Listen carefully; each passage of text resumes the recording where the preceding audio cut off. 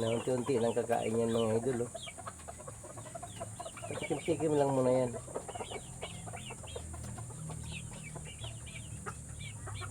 Sa bandang huli yan, kakain na yan.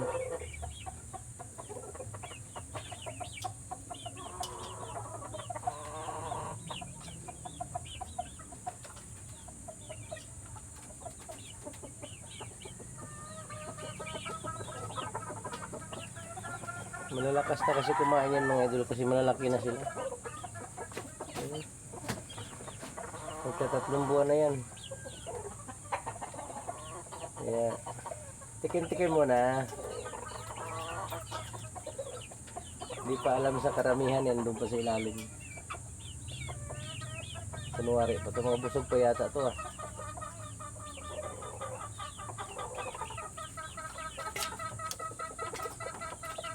Saan na yung iba?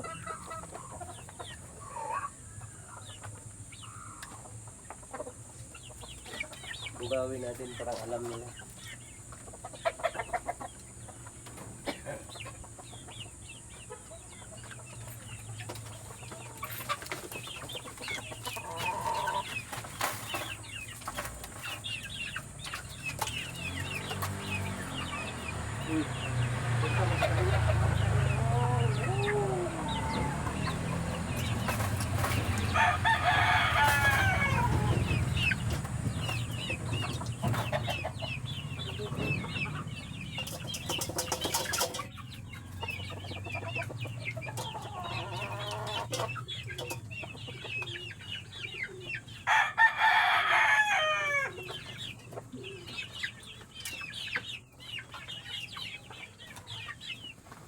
Kumain na. Birahe. At saka makataba sa manok yan mga idol kasi yun yung tawag na ano, pinugaan ng ano, taho. Yung sa soybeans. Ayun, wala talagang halong chemical yan mga idol. Organic yan, organic. Busog pa siguro.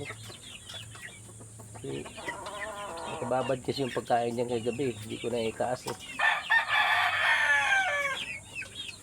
Pero kakain pa rin yan.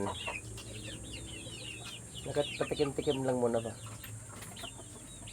Katulad lang yan sa atin. Pag di natin nagustuhan yung pagkain sa isang ibang lahi, halimbawa pag nandun ka sa ibang bansa, sa katagalan sa gutom, kakain ka rin. Matulad lang yan sila sa atin.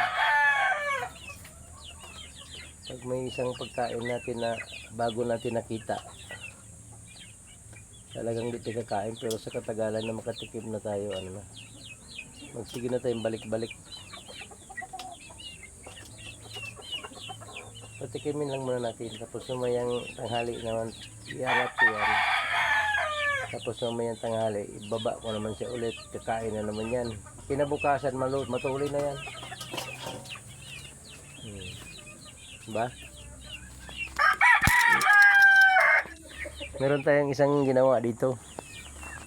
Ay, nakaabang ko yung pusa ko. Ay, no. Kunti na lang natira eh. Talaga mabalik-balikan nila yan, no? Umpisa pa lang yan, pero malakas na sila kumain, no? Isip-isip nila, ano kaya tusuman siguro to. O, diba? Busog na agad, oh. Laylay na agad yung butsi nung isa. Ang galing. Hoy, Ming! Ay, nako!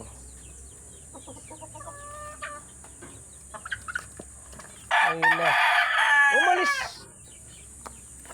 Yang! Itong pusa mo, nang bubulahaw dito sa manok. Imbis ka kakakain yung manok, wala na tuloy. Halika nga dito. Na. Wala na tuloy yung manok, di nagmain kasi nandiyan yung pusa mo. Andun sa loob.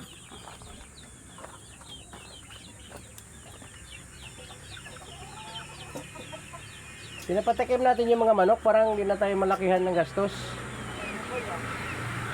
Walang problema sa kukuha na natin ng sapal ng taho kasi marami tayong makuhaan.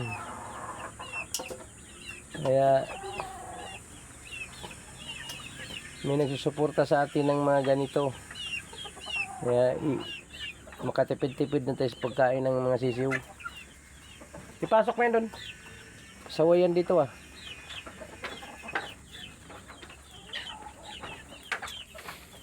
Parang nasarap pa na.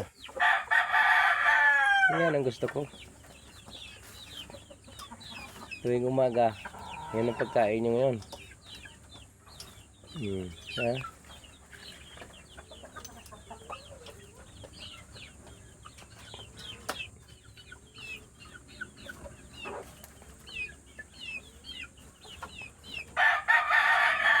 Okay, salamat sa inyo mga idol. Thank you sa panonood sa inyo.